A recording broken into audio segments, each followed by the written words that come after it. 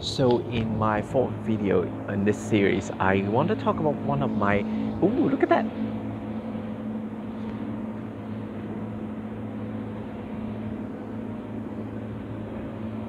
That's fun, isn't it?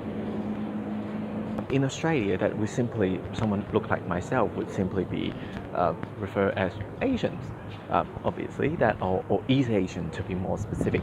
But in a place in Europe that I would often be referred as Oriental. Now, part of me enjoys it a lot because it sounds like a very pretty word, but another part of me was like, hang on, I mean, it was the word was kind of original. Oh, look at behind me.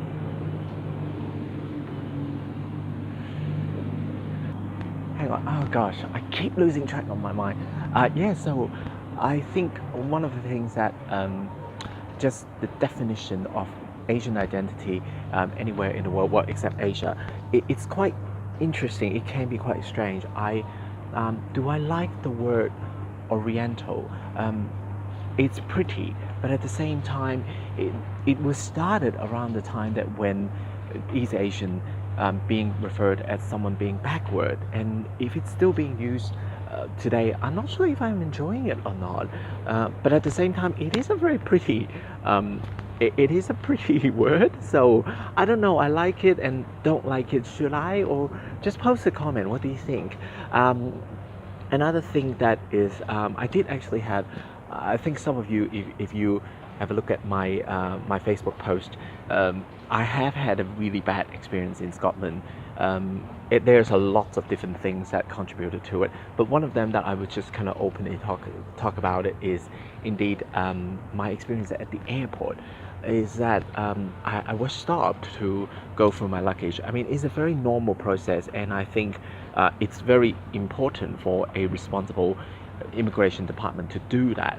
But at the same time, when I look around at that point, everyone that was stopped at that airport at that point in time was of East Asian descendants. So I was like, hang on, that's strange. Any other airport, it went very well. I was at Heathrow, and then I was at Heathrow after Amsterdam, and they were asking, what are you here for? Oh, for family reunion. And they was like, just for a few days. I was like, yeah. And then we have a laugh. I mean, I had a laugh with an immigration officer. And of course, like Amsterdam immigration at their airport have the most really good looking officers there. Another thing that I noticed, it was quite funny in Europe when I kind of strike a conversation with someone at a bar or someone who work at a shop. I just kind of like, I like interacting with people. It's just me, and it's just part of my thing. And then they would ask me, where you from? And when I say Sydney, they look like, it took them about 2 minutes to figure out. I sense that they might try to figure out where in China is Sydney. But then it was like, oh, Australia.